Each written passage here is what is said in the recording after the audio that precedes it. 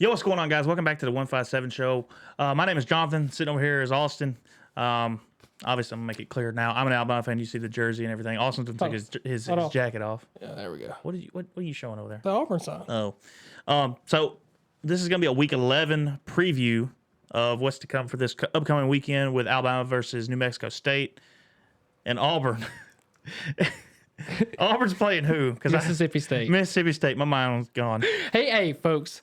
This man is struggling tonight. I'm out of it. He is tonight, team man, struggle bus. Before we even say anything, Hey, good thing we're off dangerous Mississippi State team. No, let's talk about being off tomorrow. Okay. That's going to be great. All right, we're off tomorrow. Thank you, War Eagle. We're off work tomorrow. It's a holiday for us. It's a fair holiday. A lot of people are off. Well, not all the time. Facts. All right, let's do this. So, dangerous Mississippi State team. All right, so we'll start with Mississippi State. We'll start okay, Mississippi State. We're fine. I expect a lot of passes. There we go. Coverage done.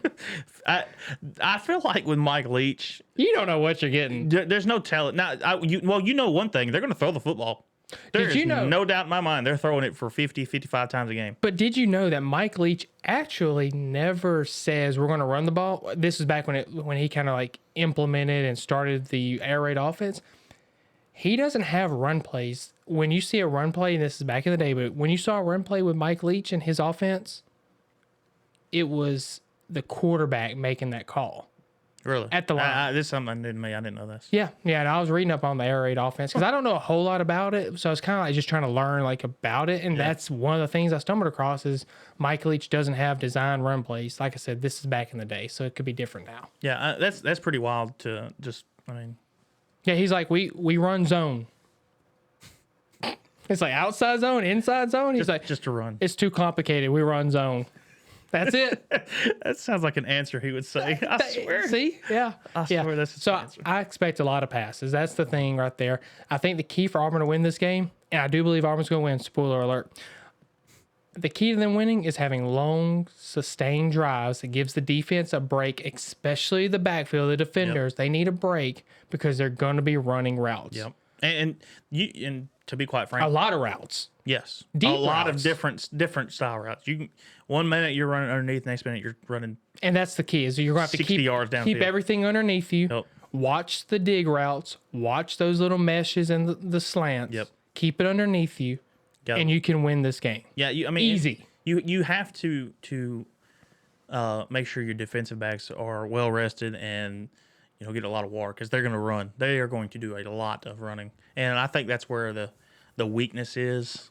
For an air raid, the opponent of an air raid is how deep are you at the defensive back spot, because you're gonna have to rotate guys. Well, they're gonna get wore out. So at the beginning of the year, I was really happy and hyped up for this defensive backfield. And I'm still high on them, but really the one that's really shown a lot of talent and growth is Roger McCreary. Yeah. So I think he's gonna go. I think he's like top 15 pick at this point, somewhere at first round at least. Right. The key is going to be keeping it underneath and making them just bend, don't break, making them work down the field. Go down the field a little bit. But swell up in the red zone and just stop the pass or the fake run. Right. And I think that's where the downfall of air raid is once you're limited on what you can do once you get close to the end zone. Yeah. So one thing that I'm really going to harp on or really praise Derek Mason for this whole year, I've talked about how he's ran zone defense. He's a kind of a zone man, whereas Kevin Steele was a man-to-man kind of coverage scheme. Mm-hmm. The good news with Derek Mason with the running the zone is it works well at defending the air raid. Right. Because a lot of the air raid is going to be those slants, those digs, those meshes. So with that occurring, you can just drop back and just sit in the zone, because all the wide receivers are going to do is find a hole and sit there. Right. So you can just kind of sit and wait and see what happens, and then the other defenders can drop back or drop down and attack the ball. Yeah. I hope that, personally speaking, I'm not not a defensive coordinator. This is just fan speculation. I want to see a lot of nickel packages. Yeah. I want that extra defender in there. Yeah, for sure. Yeah. You don't want linebackers out there running. No, I want to drop 5. Yeah. I want 5 out there all the time. And I'm not saying the 5th person has to necessarily run a route, but I want them to spy the quarterback or spy that running back. Yeah. Watch. I don't know much about the quarterback from Mississippi State. No, his name's Will Rogers. I know I don't even have first name. I got Will Rogers. I do know that, Yeah. and I don't know how much running he does as far as scrambling to get first downs or whatever. But I feel like just having the extra defensive back out there, it would be so much more helpful. Yeah, I expect to see. I want to see nickel. I would expect maybe some dime packages, but we'll see what happens. Yeah, I'm sure Mason will have a plan dialed up for I hope so. to stop him because this Mississippi State team they're hot and they're cold. And that's the thing. Earlier, I They had it beat right Texas A&M. Exactly. I said it at the beginning of the year. Easy win. Not worried about it. Let's steamroll through and go and talk about facing South Carolina, which is also should be an easy win. But now I'm nervous. But if About both teams, to be quite honest. No. We'll talk about that later. no, I'm not. We'll talk about that week 12 preview. Yeah, Wait. Yeah. Right. week 12 preview. Yeah, Yeah. So yeah. I don't know. War Eagle. So Yeah, I guess it is week 12. Yeah. the key here is I hope that Auburn wins the game and stops this air raid offense using zone defense. Yeah. That's all I gotta say. I mean, you don't want to play man to man the whole time because You're gonna be running a you're going to be lot. running a lot. At already gonna be running a lot. least in the zone, you'll be you find your You can spot. sit and you rest. kind of sit there for a minute. Yeah. At the end of the day, this game is winnable.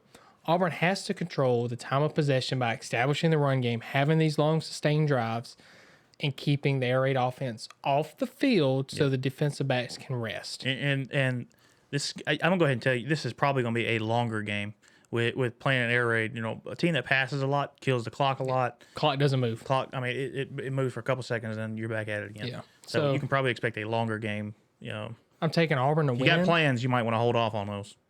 It's 11 a.m. kickoff. You should be day drunk by then. All right. So, All right, so I think Auburn will win the game. I've laid it out for them. I have a particularly interesting stat. So Mississippi has lost every SEC game that they were losing at halftime, and they have won every SEC game that they were winning at halftime. So what I'm saying is, whatever the score is at halftime, Not much more than that. you'll know who's going to win the game. Yeah. It's going to be Auburn, War Eagle. Okay. All right. So Auburn wins the game. Yep. Mississippi State drops out of the ranking. You think? Yeah, because I think they're like that They're like fringe 17th, team. 18th, something like that. Auburn's 17. I don't know what. I'll be quite honest with you. I don't know what they are this after this past weekend. So I don't. The rankings have come out yesterday, so I don't know what they are now. But Yeah. While you're talking about Alabama, I'll go ahead and go look at the week. Yeah. Go okay. ahead. So Alabama plays New Mexico State. They are a very dangerous team, according to Nick Saban. Which, looking at this now, listen. Okay, Nick Saban's the head coach. He knows what he's talking about. That's called coach speak. It is. And they're 1-8. They're a very dangerous team, and here's the reason he says that. I think New Mexico State is a dangerous team because they are one of the teams that's going to pass the ball. Now, Mississippi State passed the ball. they too. do pass the ball a lot. But the Aggies, which is New Mexico State, ranks 23rd in the nation with 278.5 yards per game. 278 passing yards per game. And they rank what? 23rd in the nation. Now, I don't know how that translates to 1-8. Apparently, they played San Diego State hard one game. That's what I read about They've them. lost 5 in a row, and its lone win came against South Carolina State, which is like an FCS team, 43-35. So evidently, they're not very good on defense. I will say they're not very good on defense. Is what I'm going to go with. I don't think that Mississippi State's actually ranked in the top 25 did for they this. drop? Yeah, so Arkansas is 25. Yeah, no, they're not even ranked. Ole Miss is 15, Auburn 17, just SEC teams, 25 Arkansas. So yeah, they're not even ranked. I think so they're they that did. fringe team. I think they're one of the first teams out. Right. Anywho, And that's understandable. It just depends on which one you're going to get that week. Yeah. Which Mississippi State team you're going to get that week. Yeah. But continuing on Alabama, I'm hoping we can kind of turn around. Offensive line definitely needs to gel a little bit. I don't know how hurt. I think it's Dalcourt. I could be wrong on that. That was hurt in the LSU game. I don't know how bad his injury is if he's playing. I don't know what the deal is, but if he's not out there, this gives a chance for basically a whole new offensive line to kind of gel together, learn their protections, learn their phrases. the good news is the injury occurred during the game last week. Well, the good news, there's no good news when somebody's hurt. But the good news for the cohesiveness of the offensive line is the injury occurred early on in the game. They played together there, and they also had a week of practice, depending on the significance of the injury. And and I've said it before in the last episode, I don't think this Alabama team, this offensive line is great. Now, maybe, just maybe, with this lineup of people, maybe they gel a little bit better than the previous setup that they had. And I'm going to say this because this kind of blows my mind. You have, and I may say his name wrong, but Doug Maroney, who's an NFL coach, coaching offensive line. Was that the Jacksonville? Yes, Jaguars head coach. Yeah, and I think I want to say not Jets, but Giants somewhere in the mix in there. But you have an NFL caliber coach coaching the offensive line, and that is one of the weakest positions on this Alabama team. I don't know what that says about him as a coach, but I mean, we're not seeing production. And you know what it takes to get to the next level because he's been there. Yeah. So is it lack of talent? It shouldn't be with Alabama. Let's be clear, folks. It shouldn't be a lack of talent. It should be a lack of depth. So is it the offensive scheme? Is it the new offensive coordinator, Bill O'Brien? Or is it an issue with the offensive line coach? I don't know. I really don't know. But there can be multiple things going on there. And see, I can't. Okay, so I can blame Bill O'Brien to an extent, but the numbers that Bryce Young is putting up for passing yards, I mean, they're solid numbers. 300-something yards a game, roughly. Yeah, Heisman front runner. I mean, he's putting up yards. I mean, I can't say nothing bad about that, but I feel like maybe some of the play calling is sus. But if the play calling is there and it's a good play call, maybe the offensive line's not holding up long enough for the play to develop all the way. And that's the thing. You also have to realize, same thing with Brian Harsin in Auburn. Bill O'Brien's playing with players he didn't recruit. He's playing with players that he does not have that connection with, that he hasn't been talking to since they were in 8th grade, that he hasn't been talking to through the recruiting process. Yeah. So next year, we need to revisit this and just kind of see how the offensive line looks. Yeah, and like I said, they're young and all that, so they'll gel eventually. And it may be this year, it may be next year. Who knows? So do you want me to talk about my research for the New Mexico State Alabama game? Throw it out there. All right. Alabama is -52 to win, and the over/under 68. Solid research. That's it. Solid research. I did not feel like putting in the effort. I'll be honest with you. Alabama's going to win. That's just I mean, I just didn't. It wasn't worth my time to do the research, and that's just me being a casual fan, which is what we emphasized to y'all at the beginning of this show. This is one of the cupcake games that last year I enjoyed not having. Last year with COVID, the 10 SEC games. games, I think that was a phenomenal format. I wouldn't mind going back there. I loved it. Week in, week out, it is what it is. Play ball or go home. Yeah, I loved it. But going back to this thing, what some of Nick Saban said, Jaleel Billings, who I about butchered his name, he's had kind of a dip in production, and Saban mentioned that Billings needs to play faster and make better opportunities when he is out there on the field. He has had a lot of drops lately, and maybe not giving it 100% effort on the field. That's why I'm taking away from that. I do know that he's had drops, I know it for sure in the Texas A&M game he had a crucial drop. So, but maybe he can come back and be on it because he is a good producer when he's producing. You got to produce to be a producer. Exactly right. Is what they say. And Nick Saban said that the offensive line and run backs, they've responded well in practice. Yeah, I don't know how that translates to in game. That's called they got their ass chewed. They ran up and down the stadium, ran up and down the field. Yeah, that's pretty much what it was. And one last thing, too, is Darren Dalcourt, which is the starting center, he's day-to-day. So it's very possible he may not play. Yeah, so that thing we talked about earlier with the formation changing and the offensive line gelling could be a scenario that we have to monitor this weekend. Right. And they need to definitely – I hope in practice they're lining guys up at the damn line of scrimmage. Standing, all right, who you blocking? Point to who you're blocking. So, maybe they can gel a little bit on that and like, here's the game plan. Here's how we're going about blocking these folks that are coming.